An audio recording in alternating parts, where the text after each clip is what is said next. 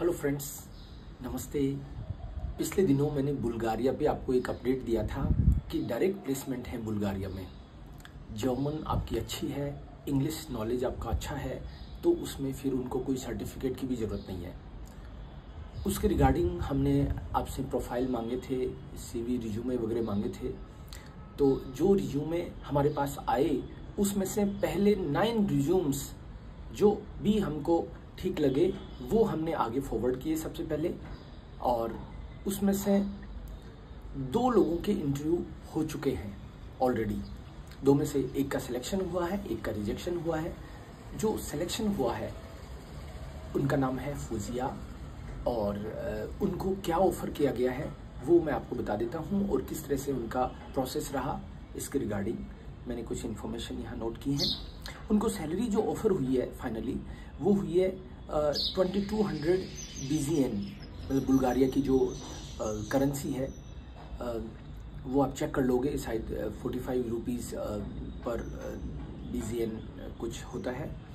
तो 2200 BZN plus 300 BZN उनको rent allowance मिल रहा है।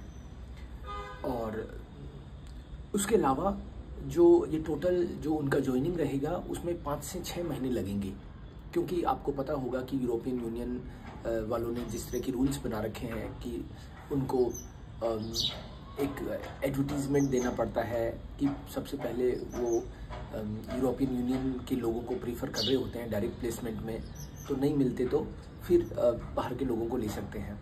तो ये सब उन्होंने बताया। तो 5 से 6 महीने में उनकी ज्वाइनिंग होगी। ऑफ़र लेटर ऑलरेडी आ चुका है।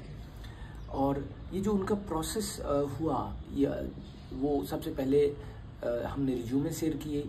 उसके बाद में उनके पास एक मेल से कंफर्मेशन आया कि हमको आपका रिज्यूमे मिला है, आप हमको एक डेट बताइए, टाइम और डेट बताइए जिसमें आप कंफर्टेबल हो। इस तरीके से उन्होंने पूछा। तो इधर से डेट और टाइम भेजा गया। और पहला जो इंटरव्यू हुआ वो कम्प्लीटली इंग्लिश में हुआ। 20 मिनट्स ये इंटरव्यू चले जो कैंडिडेट्स के।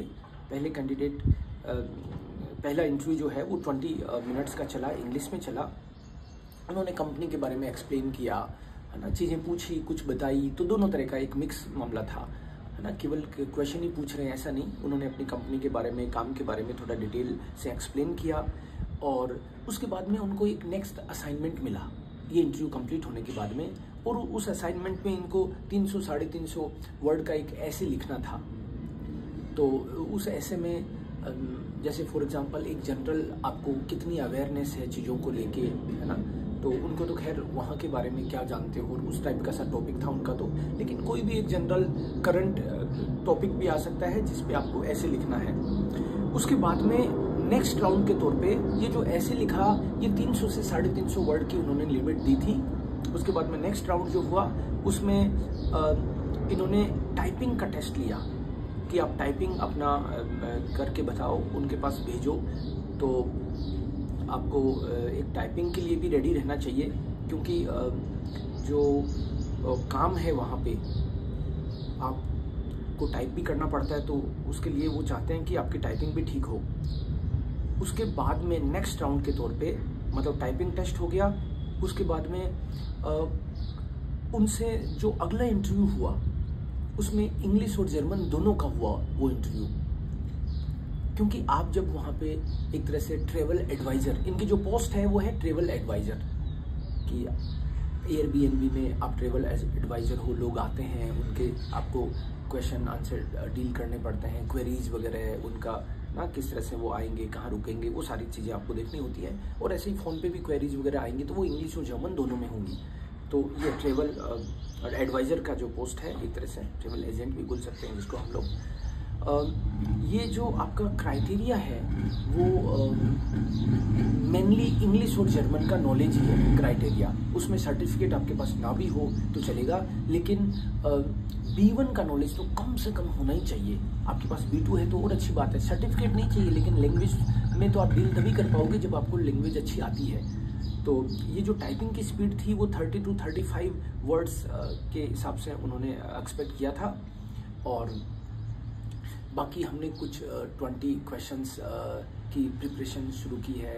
स्टूडेंट्स तैयारी कर रहे हैं उसके हिसाब से आपके साथ में हम लोग शेयर करेंगे, कोई दिक्कत नहीं है। मेन चीज़ और सबसे प्यारी चीज़ इसमें यह है कि एक तो आपके पास सर्टिफिकेट नहीं हो, आप मोटिवेटेड हो, एक एज का क्राइटेरिया वाला मामला, इसमें टेंशन वाली बात नहीं है। आपकी एज 40 साल भी है तो भी आप अप्लाई कर सकते हो, ये एक इसमें अच्छी चीज़ लगी। सर्टिफिकेट वाला मामला और एज का कोई बंधन नहीं, ये अच्छी बात लगी। और ये जो लोकेशन रहेगी ये सोफिया, बुल्गारिया की जो कैपिटल है, उसमें आपकी लोकेशन रहेगी। और जो अच्छी अच्छी बातों में सबसे टॉप पे जो बात है वो है कि आपका कुछ भी नहीं लगेगा, सारा सब इसमें फ्री रहने वाला है। चलो ये प्रोसेस थी, आगे भी आपको अपडेट करता रहूँगा। पहले 9 लोगों का जो हुआ है, एक के बाद एक इंटरव्यू होना तय है अभी, तो इनका जब कंप्लीट हो जाएगा तब हम लोग नए एप्लीकेशंस लेंगे। Thank you so much, keep updated. और हमारा अगर चैनल आपने अगर सब्सक्राइब नहीं किया है तो उसको कर लीजिएगा। Thank you.